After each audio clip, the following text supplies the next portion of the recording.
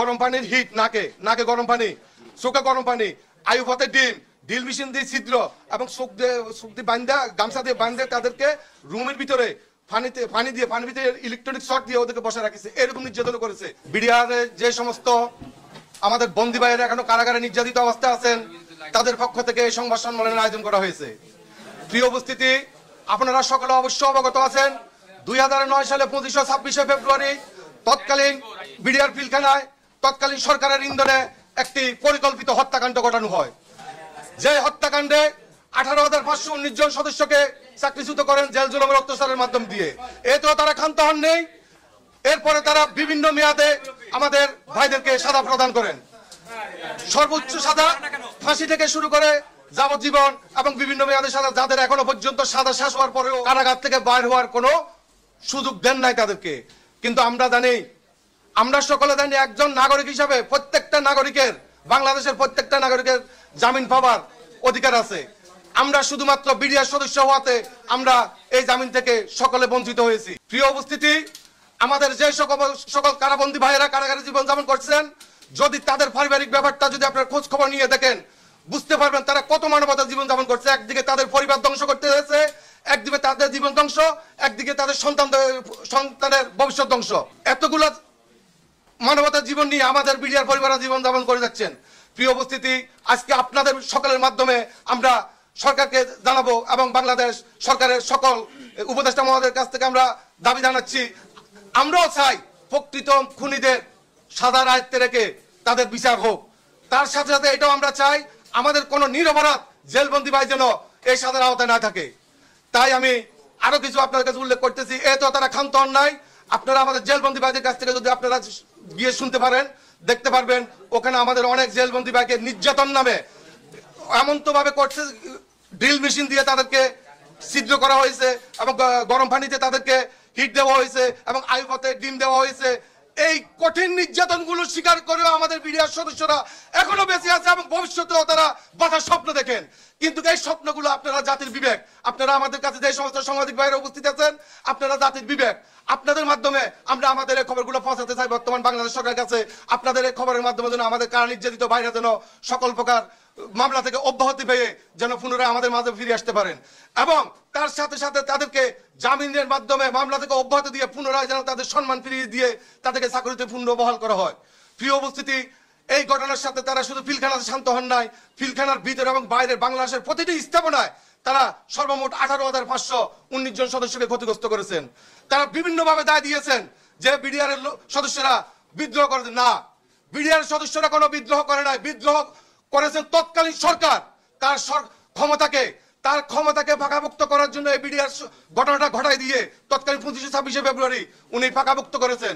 একদিকে বাংলাদেশ সেনাবাহিনী মেরুদণ্ড ভেঙে দিয়েছেন, মনোবল ধ্বংস করে দিয়েছেন, আরেকদিকে বিডিআর নাম পরিবর্তন করে বিজিবি দিয়ে তাদেরকে সাধারণ একজন দাঁত বানিয়ে তাদের মনোবল ধ্বংস করে দিয়েছেন। আগে বিডিআর ছিল এক গুলি এক শত্রু, আর এখন আদেশ হয়েছে তাদের একটাই অস্ত্র, তুমি গাড়ি নিয়ে হাঁটবে, সিলিং আপ করে হাঁটবে, কিন্তু কোনো গুলি করতে পারবে না।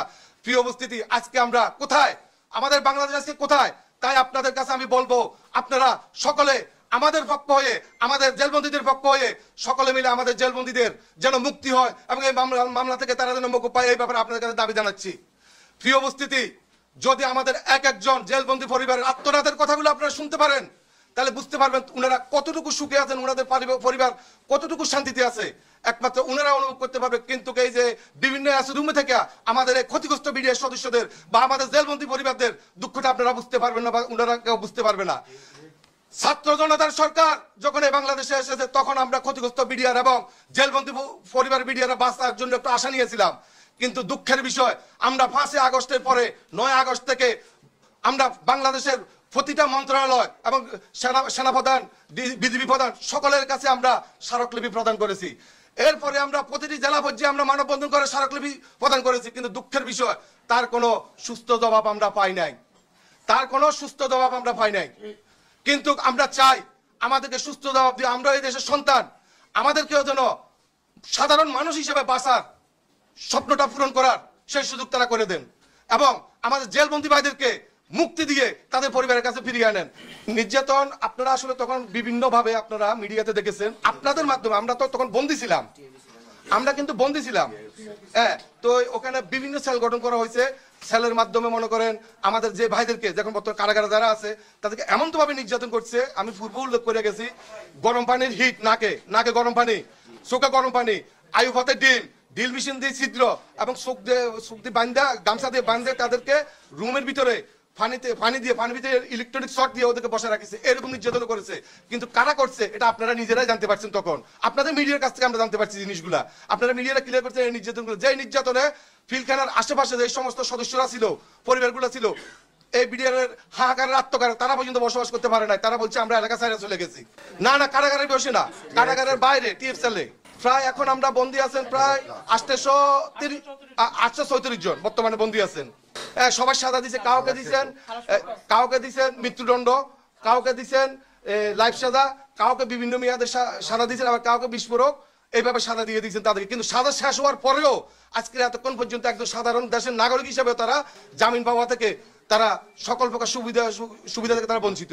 আজকে 16 বছর কারাগারে, 2 বছর সাজা, তার সাজা শেষ করে আরো 14 বছর সে কারাগারের ভিতরে অবস্থান করতেছে। এটার আসল রহস্যটা কোথায়? আপনাদের মাধ্যমে এটা বাইর করতে চাচ্ছি। কারাভোগ করতেছে। আমরা চাচ্ছি আজকে এই সংবাদ সম্মেলনের মাধ্যমে আপনাদের মাধ্যমে আমরা চাচ্ছি আমাদের যে সকল জেলবন্দি বাইরে আছেন, জেলবন্দি বাইদেরকে এই মামলা থেকে অব্যাহতি দিয়ে অথবা জামিন দিয়ে অতি দ্রুত তদন্ত কমিশন গঠনের মাধ্যমে বিচার করা হোক। যদি আমাদের ভাইরা দোষী হয়ে থাকে অবশ্যই তারা এই বিচার মাইনে নেবে, তবে তাদেরকে জামিন দিয়ে জেলের বাইরে আসার সুযোগ করে দিতে হবে পরিবারের কাছে। এবং আমরা চাই না যে এরকম কোন নির্দোষ ব্যক্তি যেন এই মামলায় কোনো প্রকার যেন সাজাপ্রাপ্ত হয়। আবার তেমনি এইটাও চাই না যারা প্রকৃতম দোষী অবশ্যই ফিলখানার ভিতরে বাইরে যারা সকলে দোষী আছেন এই মামলার আয়তা যেন আসে এবং উপযুক্ত সাজা হয়, এটা আমরা চাচ্ছি। আসলে বিডিআর বিদ্রোহ তো ঘটে নাই, আপনারা বিডিআর বিরুদ্ধে বলবেন না। এটা হচ্ছে একটা তৎকালীন সরকারের পরিকল্পিত হত্যাকাণ্ড। বিদ্রোহ বলতে ফিলখানা কিছু ঘটে নাই। নির্যাতনটা যখন আমাদেরকে ফিলখানা হত্যাকাণ্ডের পরে, যখন ফিলখানা স্বাভাবিক হওয়ার পরে, যখন অফিসারের সঙ্গে হাজির হয়েছেন, হাজির হওয়ার পরে এখানে নিজেদের ইচ্ছায় তৎকালীন সরকার একটা কাজ করছে যে আমাদের প্রত্যেককে গ্রেপ্তার করছিল কিন্তু একটা সিভিল আইনে, ফৌজদারি মামলা। কিন্তু ওই মামলাটা বাদ দিয়ে উনারা নিজস্বভাবে উনারা একটা আইন গঠন করে নিয়েছেন। এটা কি বিশেষ আদালত। ওই বিশেষ আদালত আমাদেরকে এই ধরনের মামলাগুলো পরিচালনা করছে। কারণ ফৌজদারি মামলা বা সিভিল আইনে যদি বিচার করে আমাদের কাউকে দোষী সাব্যস্ত করতে পারবেন না। তাই উনারা ওই রাস্তাটা বেছে নিয়ে আমাদেরকে এই সাজাগুলোতে আওতাভুক্ত আনছেন। সঠিক সামরিক আদালতের মতো না, সামরিক আদালতে যা আগে ছিল আমাদের 1972 প্রেসিডেন্ট অর্ডার আর্টিকেল এ, এটাতে বিডিআর এর সাজা হয়েছে যে সর্বোচ্চ 7 বছর কাউকে যদি হত্যা করে। আর এখন ওই আইনটাকে তখন বাদ দিয়ে উপস্থিতি আমাদেরকে কারাগারে রাখা অবস্থায় তখন ওই আইনটা বাদ দিয়ে কালো আইন গঠন করা হয়েছে কি যে বিশেষ আদালত। এই বিশেষ আদালতটাও আমরা বাদ করার জন্য আপনাদের মাধ্যমে দাবি জানাচ্ছি। আমাদেরকে নির্যাতন করছে আমাদের যে ফিলখানা হত্যাকাণ্ডটা হয়েছে তারপরে রিমান্ডের নামে এগুলা রিমান্ড তো বহির্ভূত। হ্যাঁ,